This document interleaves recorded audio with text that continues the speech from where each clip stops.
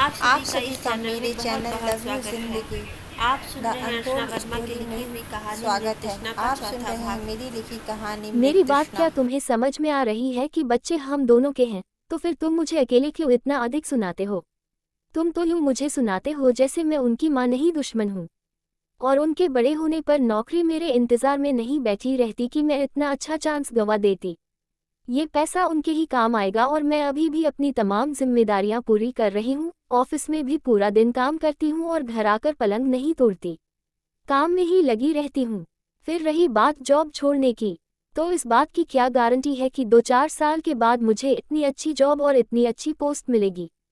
नहीं, मैं इतना बड़ा रिस्क नहीं ले सकती। सिया ने समीर की बात मानने से सीधा इनकार किया। सिया, बात को समझने की कोशिश करो। जिन पैसों के पीछे तुम भाग रही हो, वह तुम्हारे और हमारे बच्चों के किसी काम में नहीं आने वाले। बच्चों के फ्यूचर को बनाने में पैसा नहीं बल्कि उनकी परवरिश काम में आती है। अगर परवरिश अच्छे ढंग से ना हो तो बच्चों को बिगड़ते हुए देर नहीं लगती। मुझे नहीं लगता कि हमें पैसों की इतनी ज़रूरत है, जिसके कारण तुम्हें नौकरी करने की ज़रूरत है। मेरी सैलरी पूरे घर को अच्छे से चलाने के लिए सफिशिएंट है, इसलिए पैसों का राग मत लापती रहो। रही बात घर और ऑफिस दोनों जगह काम करने की, तो घर आकर तुम जो काम करती हो तो अपने हिस्से का करती हो। ये तुम्हारी ड्यूटी है। बाकी मैं अपनी ड्यूटी पूरी ईमानदारी के साथ करता हूँ, घर के काम भी करता ही हूँ। अपने फुर्सत का हर एक सेकंड तुम्हारे और बच्चों के साथ ही बिताता हूँ। मगर बच्चों के लिए तुम्हारे पास बिल्कुल वक्त नहीं। सीधे सीधे क्यों नहीं कहते? तुम्हें मेरा जॉब करना पसंद नहीं आ रहा? तुम्हारे जैसे हस्बैंड अपने सेल्फ रिस्पेक्ट को बढ़ाकर ईगो बना लेते हैं। इस तरह के मर्द कभी भी दूसरों के एहसास नहीं समझ सकते। तुमको तो कुछ बोलना या समझाना भी बेकार है। जाओ, जो जी में आए करो, मैं कुछ नहीं बोलूंगा। समीर गुस्से से पैर पटकते हुए कमरे से बाहर निकल गया और सिया ने टीवी का वॉल्यूम बढ़ा दिया। सिया की जिद को समझते हुए समीर ने हथियार डाल दिए। वह समझ गया था कि अब इस मैटर पर बात करने का कोई फायदा नहीं है। बाद में समीर ने सिया इस बात का जिक्र करना ही छोड़ दिया। उसने खुद अब बच्चों पर ध्यान देना शुरू कर दिया। लेकिन कब तक? अभी नन्ही सुहानी 3 साल की थी तो समय 5 साल का। समीर की भारतीय रेलवे की जॉब, जो कि शिफ्ट के अनुसार चलती है, कभी घर आने का समय मिल जाता था तो कभी 2 दिन तक घर आना ही नहीं हो पाता था। ऐसे में बच्चे सिया के उखड़े हुए मूड को देखकर कुछ कहते नहीं थे और समीर के सामने खामोश हो जाते थे। समीर को बच्चों की खामोशी बिल्कुल पसंद नहीं आती थी और इसी कारण सिया और समीर के बीच के झगड़े भी अब जोर पकड़ने लगे थे। बात छोटी सी होती और फिर लंबी खींच जाती, जिसके कारण दोनों के बीच में काफी की तू मैं होने लगी थी। कभी भी ना लड़ने वाले मम्मी पापा को आपस में लड़ते हुए देखकर बच्चे अब बहुत सहमने लगे थे। कभी कभी तो ये झड़प बेवजह ही शुरू हो जाता और फिर घर में करीब हफ्ते तक गुजरे हुए तूफान की खामोशियां बोलती रहती थी। धीरे धीरे इन बदलते हुए हालात ने घर के माहौल पर ऐसा हर असर डाला था कि दोनों ही एक दूसरे से बात करने से कतराने लगे थे, मगर फिर भी कोई न कोई मैटर छूट ही जाता था और फिर शुरू हो जाती थी बेवजह लड़ाई, जिसका कोई समाधान नहीं था। समीर ने अपने जानने पहचानने वाले से एक अनुभवी मेड का इंतजाम करके बच्चों के लिए रख लिया था।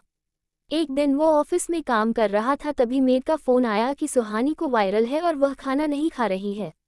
तुमने सिया को कॉल किया था?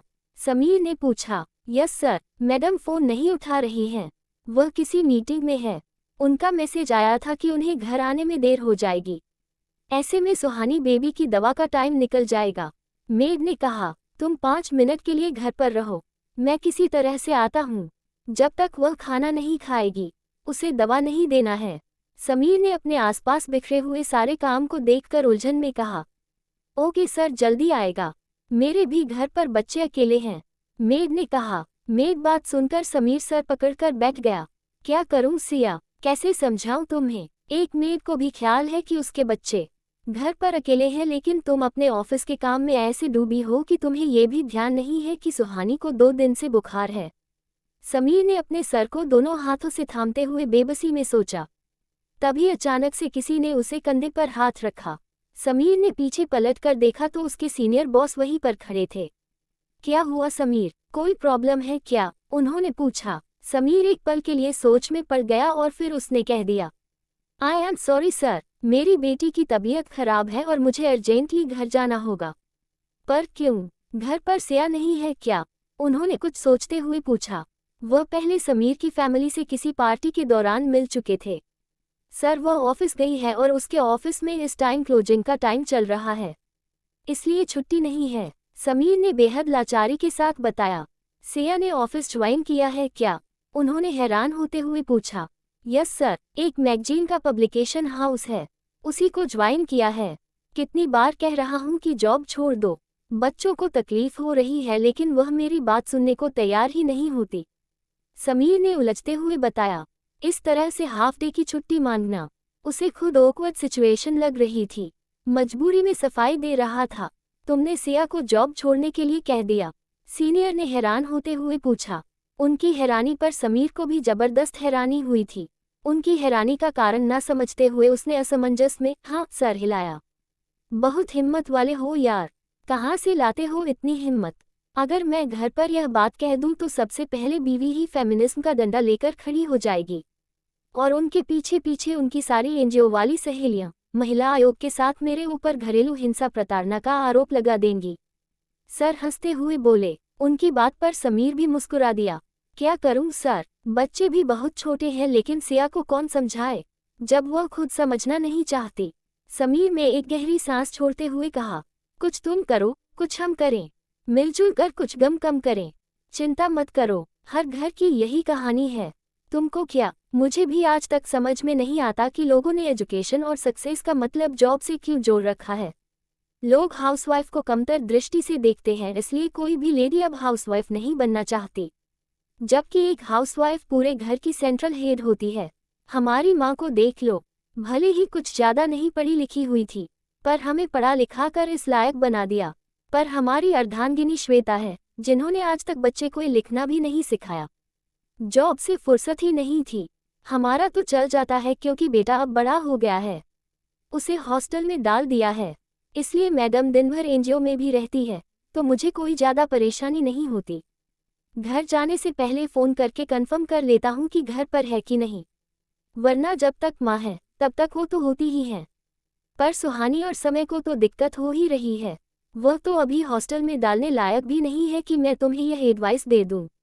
चलो ठीक है, तुम घर के लिए निकलो, मैं ये देख लेता हूँ, सीनियर ने कहा। समीर वहाँ से निकलकर घर तो आ गया था, लेकिन रास्ते भर सीनियर की बात दिमाग में गूंज रही थी। हाउसवाइफ, उद्धरण चिन्ह, बच्चों को एक माँ की जरूरत। समीर की समझ से दोनों एक ही चीज़ थी, लेकिन जॉब का रास्ता इन दोनों से विपरीत दिशा में जा रहा था। समीर ने कभी नहीं चाहा था कि सिया अपने टैलेंट को बर्बाद करके हाउसवाइफ बने, लेकिन अगर घर में गृहिणी ही नहीं तो फिर घर कैसा? ना ही समीर को उसके जॉब करने से प्रॉब्लम थी, तो फिर आखिर प्रॉब्लम कहाँ थी? आप सुन रहे हैं अर्चना वर्मा की लिखी हुई कहानी मृगतृष्णा। आगे की कहानी जानने के लिए स्टे ट्यून और चैनल को लाइक और सब्सक्राइब करना मत भूलिएगा।